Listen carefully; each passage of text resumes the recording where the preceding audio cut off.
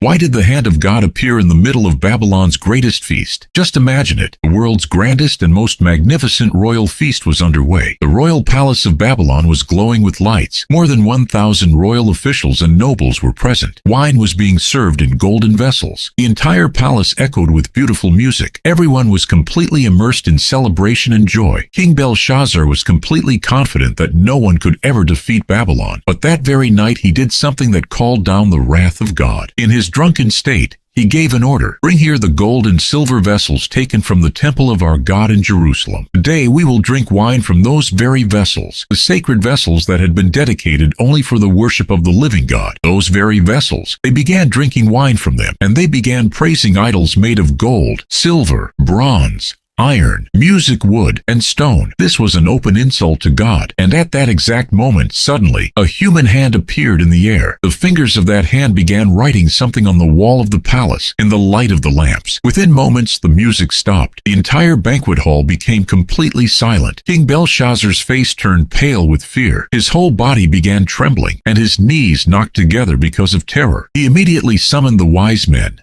astrologers, and magicians of his kingdom, but none of them could read the writing or explain its meaning. Then the queen remembered someone. Your Majesty, I remember a man. He can explain this writing. Daniel, the faithful man who was filled with the Spirit of God. Daniel came into the royal palace and said to the king, "Keep your gifts for yourself. I will tell you the meaning." The writing on the wall said, "My God has numbered the days of your kingdom and brought it to an end. Tekel, you have been weighed on the scales and found wanting. Peres, your kingdom will be divided and given to the Medes and Persians." This was God's final judgment. There was now music, no second chance. That very night the army of the Medes and Persians captured Babylon. King Belshazzar was killed. The empire that believed itself to be undefeatable fell in just one night. What lesson does this event teach us? Power, wealth, or pride. None of these can save a person from the judgment of God. God does not look at a person's wealth or power. He looks at whether our hearts honor Him or not. We still have time today. Honor God before the writing of judgment appears on the wall, because one day every person will have to stand before Him. I know the pain in your heart. I hear your music prayer. If your heart believes these words, write Amen in the comments.